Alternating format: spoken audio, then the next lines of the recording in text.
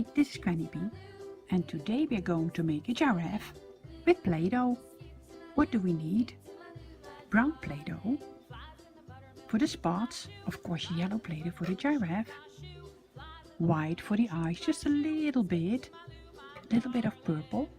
We give him a little bow and a toothpick. That's for the neck. Keep the neck in place, and a little Play-Doh knife. Let's get started. We start with the yellow Play-Doh.